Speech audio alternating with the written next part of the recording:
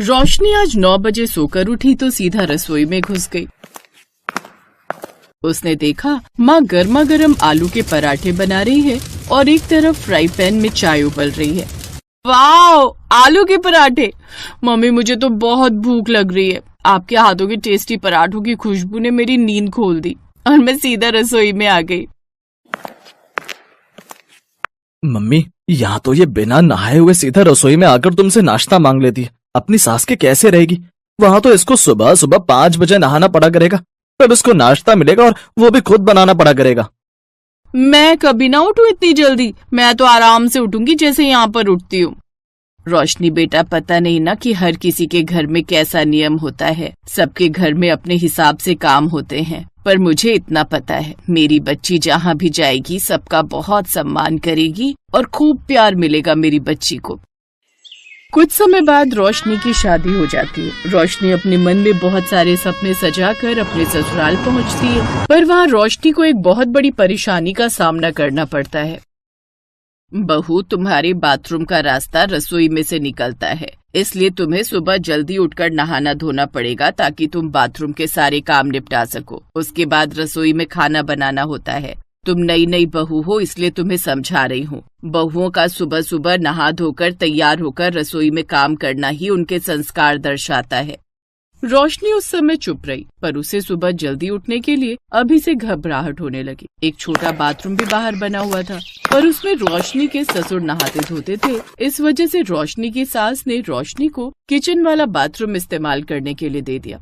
रोशनी ने अपनी सास की बात मान ली। अब वो रोज सुबह 5 बजे उठती, जल्दी से नहा धोकर तैयार होती और फिर रसोई में जुट जाती। लेकिन ये बदलाव उसके लिए आसान नहीं था। रोशनी अलार्म बंद करके बेमन से उठती, आंखें मलती हुई रसोई की ओर जाती और जल्दी से बाथरूम में घुसकर नहाने लगती। सुबह 5 बजे मौसम थोड़ा ठंडा रहता है। रोशनी बहू, 5:15 बज रहे हैं। क्या बात है, अभी तक उठी नहीं हो? रोशनी बहू, ओ रोशनी बहू! तुम सो जाओ, मैं माँ को बोल देता हूँ। तुम थोड़ी देर बाद उठ जाओगी। रात को भी तो देर से सोई हो। मामा मामी जी आए थे, मुझे पता है तुम उनके साथ बैठी रही थी। नहीं, रहने दो। अगर देर से उठी तो फिर मेरा नहाना रह जाएगा और रसोई में कोई काम भी नहीं कर पाऊंगी। मैं हिम्मत करके उठ जाती हूँ। रोशनी हिम्मत करके उठी और नहाने के लिए चली गई। रोशनी को बाथरूम में थोड़ी देर लग गई। बहू, जल्दी नहा लो, फिर रसोई का काम देखना है। तुम नहा कर आओगी तो मैं रसोई में काम शुरू करूंगी। जी माँ जी, बस आ रही हूँ। शादी के बाद रोशनी की आदतें बदलने लगी, लेकिन उसका मन कहीं न कहीं उदास रहता। वो सोचती कि क्या हर घर की बहुओं की यही कहानी होती है। उसने मन ही मन सोचा, मायके में तो मम्मी ने कभी मुझसे इतनी सख्ती नहीं की, पर यहाँ तो मेरी नींद ही उड़ गई है। रात के समय रोशनी बिस्तर पर लेटी थी। उसकी आंखों में आंसू थे, पर उसने खुद को समझाया। समय बीतता गया। रोशनी ने घर के काम में खुद को पूरी तरह झोंक दिया। सुबह जल्दी उठकर बाथरूम का झंझट, फिर रसोई में सारा काम निपटाना, सास ससुर और पति की हर जरूरत का ख्याल रखना। लेकिन इन सब के बीच रोशनी ने अपनी हंसी और बेफिक्री कहीं खो दी थी। रोशनी ने अपने मन को समझा लिया था। एक दिन रोशनी की ननद प्रियंका कुछ दिनों के लिए रहने आई हुई थी। प्रियंका की शादी को 3 साल हो चुके थे। वो खुलकर बोलने वाली, समझदार और आज की सोच रखने वाली लड़की थी। माँ, रोशनी भाभी सुबह 5 बजे उठ जाती हैं। हम तो आराम से उठे हैं। अरे, वो किचन वाला बाथरूम मैंने रोशनी को दे दिया है, इसलिए बहू को मैंने बोल रखा है सुबह सुबह 5 बजे नहा धोकर तैयार हो जाए, ताकि बाद में रसोई में काम होता रहे। माँ, इसका मतलब भाभी को रोजाना सुबह सुबह उठना पड़ता है, वो भी सिर्फ इसलिए कि रसोई में जाने से पहले बाथरूम निपटा ले। अरे बेटा, वो रसोई में बाथरूम है ना, तो बहू को जल्दी नहाकर तैयार होना चाहिए। संस्कार भी तो यही सिखाते हैं। माँ, ये कौन सा संस्कार है कि बहू को अपनी सुविधा के लिए सुबह सुबह परेशान कर दिया जाए? पर बेटा, दूसरा बाथरूम तो बाहर है, वहाँ तुम्हारे पापा नहाते हैं। वो वाला मैं बहू को दे नहीं सकती ना, अच्छा नहीं लगता। माँ, भाभी भी इंसान है। क्या उन्हें हर रोज 5 बजे उठकर बिना ढंग से आराम किए दिन भर काम में जुट जाना चाहिए? क्या बहुओं का सम्मान सिर्फ इतना होता है कि वे घर के नियमों से बन जाएं? सम्मान का मतलब है कि हम उनकी भावनाओं का भी ध्यान रखें। हाँ माँ, प्रियंका ठीक कह रही है। रोशनी को थोड़ा आराम मिलना चाहिए। उसे सुबह इतनी जल्दी उठने की जरूरत नहीं है। तो क्या करूँ? बाथरूम का रास्ता रसोई से जाता है। बहू को सुबह जल्दी ही उठाना पड़ेगा, वरना मैं क्यों उसे जल्दी उठने के लिए कहूंगी। मैं इतनी निर्दयी नहीं हूँ। कोई रास्ता है तो बताओ इस परेशानी से निकलने का। मैं भी बहू को तंग नहीं करना चाहती। प्रियंका की बातें उसकी माँ को कहीं न कहीं सही लगी, पर समस्या अभी भी वही थी, रसोई से होकर बाथरूम का रास्ता। पापा, रसोई से होकर बाथरूम जाना सही नहीं है, ये तो साफ सफाई के नियमों के भी खिलाफ है। बेटा तुम्हारी बात तो सही है, लेकिन वो बाथरूम घर के नक्शे के हिसाब से वहीं बना था। मुझे एक आइडिया आया है, क्यों न रोशनी भाभी के कमरे से एक रास्ता निकालकर बाथरूम का कनेक्शन वहाँ से कर दिया जाए। इससे रसोई से होकर जाने की जरूरत ही नहीं होगी और किचन की तरफ से हम रास्ता बंद कर देते हैं। क्यों माँ, ये ठीक रहेगा ना? अगर ये हो गया तो भाभी को हर दिन रसोई में से होकर बाथरूम जाने का झंझट खत्म हो जाएगा। हाँ पापा, प्रियंका सही कह रही है। इससे घर की व्यवस्था भी सही रहेगी और रोशनी को भी आराम मिलेगा। सबने मिलकर इस पर चर्चा की और आखिरकार ये तय हो गया कि रोशनी के कमरे से बाथरूम के लिए नया रास्ता निकाला जाएगा। अगले ही हफ्ते मजदूर बुलाए गए और काम शुरू हो गया। अब बाथरूम का रास्ता सीधे रोशनी के कमरे से होकर जाता था। रसोई वाला रास्ता बंद कर दिया गया। अब देखो भाभी, ना तो सुबह जल्दी उठने की झंझट और ना ही रसोई में से बाथरूम जाने की परेशानी। प्रियंका, तुमने तो मेरी जिंदगी ही बदल दी। अब मुझे ऐसा लग रहा है जैसे सच में ये मेरा घर हो। इस बदलाव के बाद रोशनी की जिंदगी में एक नई खुशी आ गई थी। अब वो सुकून से रहती। प्रियंका की समझदारी और परिवार के सहयोग ने रोशनी की जिंदगी को नई दिशा दी। नीतू अपने पति को उठाने की कोशिश करती है। अरे क्या होगा, आज संडे है, आज तो देर तक सोने दो। अरे चलो उठ भी जाओ ना, अभी सभी घर वाले सो रहे हैं, उनके उठने से पहले हम जल्दी से कराते हैं। अरे क्या कराते हैं? तुम्हें जो करना है अकेले कराओ, लेकिन मुझे अभी सोने दो। क्यों टाइम वेस्ट कर रहे हो? जल्दी से चलो, नहीं तो सारा दिन लाइन में ही खड़े रह जाओगे। अरे जबरदस्ती है क्या? जब आ ही नहीं रही तो जाकर करूँगा क्या? अब तुम निकलो यहाँ से और मुझे सोने दो। ओहो, अगर इनके चक्कर में रही तो मैं भी पेट पकड़कर ही बैठी रह जाऊंगी। इसके बाद नीतू पेट पकड़ते हुए जल्दी से अपने कमरे से भागकर बाथरूम की ओर जाती है तो देखती है कि उसकी दोनों जेठानियाँ और छोटी देवरानी पहले से ही बाथरूम के बाहर खड़ी होती हैं। अरे यार, लेट हो गई, लगता है और जल्दी उठना चाहिए था। नीतू को देखकर उसकी देवरानी कहती है, आओ दीदी, जल्दी से आकर लाइन में लग जाओ। पर अगर तुम सब बाहर हो तो फिर टॉयलेट में है कौन? और कौन होगा मम्मी जी के सिवा? नीतू जोर जोर से दरवाजा पीटते हुए कहती है, अरे मम्मी जी, आप कहीं सो तो नहीं गई? जल्दी से बाहर आ जाओ, यहाँ लाइन लगी पड़ी है। निधि ये कह ही रही होती है कि तभी शीला, उनकी सास, टॉयलेट से बाहर आती है। उसके बाहर आते ही मंशली बहू नीतू पेट पकड़कर पीछे से भागते हुए आती है और लाइन तोड़कर टॉयलेट में घुस जाती है और झट से दरवाजा बंद कर देती है। ये सब देखकर बाकी सब हैरान रह जाती है। तभी सबसे बड़ी बहू राखी जोर जोर से दरवाजा पीटते हुए कहती है, अरे ओ नीतू की बच्ची, जल्दी से बाहर निकल, मेरा नंबर था, तू कहाँ से बीच में घुस गई? निकल निकल ना। अरे क्यों दरवाजा पीट रही है? उसको तोड़कर ही मानेगी क्या? और अब वो अंदर गई है तो पेट की गंदगी निकाल कर ही बाहर निकलेगी। और जब मैं अंदर थी तब भी तुम में से कोई दरवाजा पीट रहा था। तुम सब जानती हो ना, बुजुर्ग लोगों को कब्ज की शिकायत रहती है। अगर आपको कब्ज की शिकायत रहती है तो सुबह जल्दी उठकर फ्रेश हो जाया कीजिए। आपकी कब्ज के चक्कर में तो हम लोगों के पेट के बुलबुले उठने लग पड़ते हैं। ये सब बातें छोड़ो मम्मी जी, अब ये बताओ कि कब तक हम ऐसे ही एक टॉयलेट में जाते रहेंगे? उम्र भर ऐसे ही जाना होगा। क्या मतलब? मतलब ये कि शुक्र मनाओ तुम लोगों को एक टॉयलेट तो नसीब हुआ। हम तो अपने गांव में खुले में शौचालय जाते थे, और खुले में जो जाने का मजा है, ओए होए होए होए होए। इतना कहते ही शीला चुप हो जाती है। पर मम्मी जी, आपकी इतनी सारी बहुएं हैं, आपको 2 टॉयलेट तो बनवाने ही चाहिए ना। आई बड़ी 2 टॉयलेट वाली, ये घर है, कोई तेरे बाप का होटल नहीं जो 2-2 टॉयलेट चाहिए तुम्हें। मम्मी जी, पर जैसे यहाँ लाइन लगी है ना, ये किसी के घर का टॉयलेट नहीं बल्कि किसी चौल का सुलभ शौचालय मालूम होता है।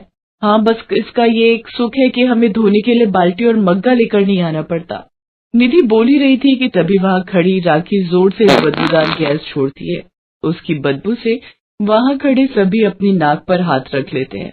उसके ऐसा करते ही शीला कहती है, हाय मोरी मैया, ना जाने क्या ठूसा था इस कमबख्त ने रात में जो इतनी गंदी बदबू निकाली है।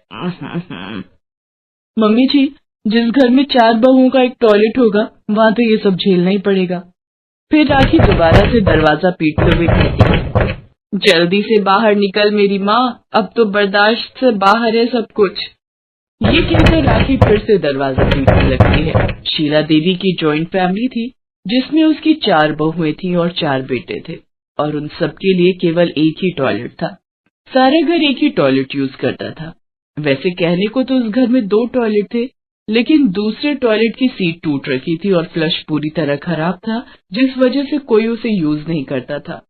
बेचारी सारी बहुओं का आधा दिन तो टॉयलेट में अपनी बारी आने के इंतजार में ही गुजर जाता, और ऊपर से अगर गलती से कोई मेहमान घर पर आ जाए तब तो समझो हो गई छुट्टी।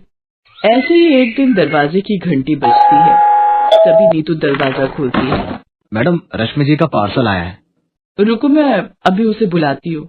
रश्मि, अरे ओ रश्मि, जल्दी आ, देख तेरा पार्सल आया है। आई दीदी।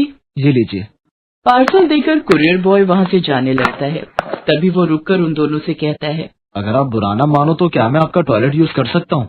लेकिन क्यों? क्यों मतलब, ये तो नेचर कॉल है, कभी भी आ सकती है, और इस वक्त मेरे लिए जाना बहुत अर्जेंट है। दीदी, अभी कोई होगा तो नहीं ना टॉयलेट में?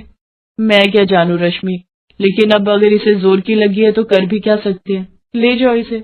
रश्मि इसको टॉयलेट की तरफ लेकर जाती है, लेकिन जैसे ही कुरियर बॉय दरवाजा खोलने की कोशिश करता है तो वो अंदर से बंद होता है।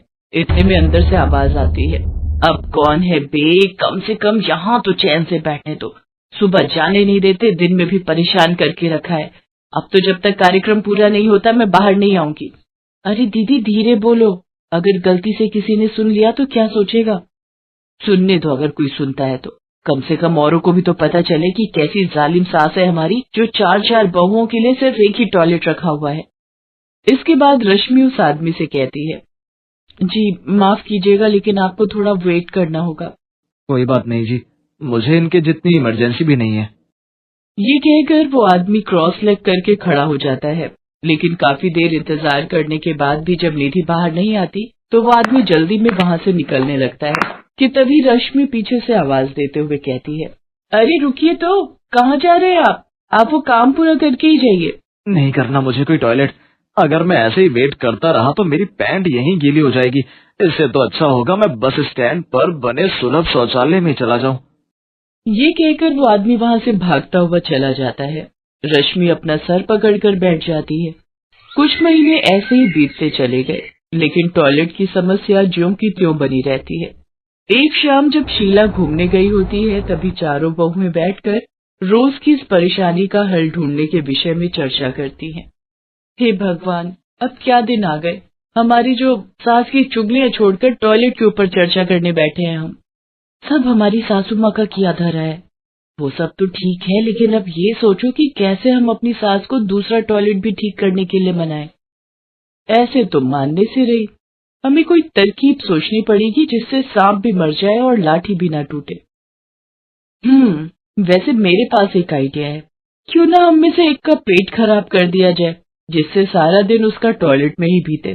फिर जब मम्मी जी को टॉयलेट यूज करने नहीं मिलेगा तभी उन्हें दूसरे टॉयलेट की अहमियत समझ में आएगी। वो तो ठीक है, पर किसका पेट खराब करे? तू अपना कर ले, मैं तेरे लिए जमाल गोटा लाई देती हूँ। वाह जी वाह, ये क्या बात हुई, मान न मान मैं तेरा मेहमान। अगर मुझे टॉयलेट में जगह ना मिली तो मेरा तो हो जाएगा ना वही काम तमाम। ऐसा करो, आपका आइडिया है, आप पर ही आजमा कर देखते हैं इसे। ना बाबा ना, ओहो, हम सब क्यों अपना पेट खराब करें? जिसकी वजह से ये परेशानी हो रही है उन्हीं का खराब करते हैं। अभी तो सास होने का फायदा उठाकर वो हमसे पहले टॉयलेट चली जाती हैं। हाँ, ये अच्छा आइडिया है। यही। उसी शाम अपने प्लान के अनुसार वो चारों अपनी सास के खाने में जमाल गोटा मिला देती है। कुछ देर में शीला के पेट में गड़बड़ शुरू हो जाती है और वो भागते हुए टॉयलेट की तरफ जाने लगती है, लेकिन तभी रश्मि झट से टॉयलेट में जाकर अंदर से दरवाजा बंद कर लेती है। शीला दरवाजा पीटते हुए चिल्लाकर कहती है, अरे करमचली, तुझे सुबह से टाइम ना लगा, जो मेरे जाने पर ही घुसना था तुझे, जल्दी निकल बाहर। कुछ देर में रश्मि बाहर आती है, तभी शीला झट से अंदर जाकर फ्रेश होती है और पसीना पोंछते हुए बाहर आती है। लेकिन अभी वो अपने कमरे की ओर जा ही रही होती है कि तभी उसके पेट में फिर से गुड़गुड़ाहट शुरू हो जाती है और वो वापस टॉयलेट जाने लगती है। लेकिन तभी निधि टॉयलेट जा रही होती है कि शीला उसको कहती है, अरे ओ कहाँ चली? मुझे बड़ी जोर की आई है, जरा भी देर हुई तो तुझे ही साफ करना पड़ जाएगा। मुझे भी जोरों की लगी है मम्मी जी, आप थोड़ी देर इंतजार करो, मैं यूं गई और यूं आई। ये कहकर वो टॉयलेट चली जाती है। अरे जल्दी निकल जा, निकल मेरी माँ। कुछ देर में राखी भी वहां आ जाती है और वो शीला से पूछती है, क्या हुआ मम्मी जी, आपका पेट खराब है क्या? हाँ, लग तो मुझे भी यही रहा है, पेट में जोरों की गुड़गुड़ाहट हो रही है, लेकिन ये मरजानी कब से टॉयलेट पर कब्जा करके बैठी हुई है। अब पता चला मम्मी जी, अगर दूसरा टॉयलेट होता तो क्या आपको इतनी परेशानी होती? इसीलिए कहते हैं इतनी बड़ी फैमिली में 2 टॉयलेट होना बहुत जरूरी है। घर में कमरे भले ही कम हो, लेकिन टॉयलेट तो 2-3 होने ही चाहिए। बिल्कुल सही कह रही हो बहू, अगर कभी किसी का मेरी तरह पेट खराब हो गया तो उसका तो खड़े खड़े ही रायता फैल जाएगा। अब मुझे समझ आ गया, अब मैं कल ही दूसरा टॉयलेट ठीक करवाऊंगी।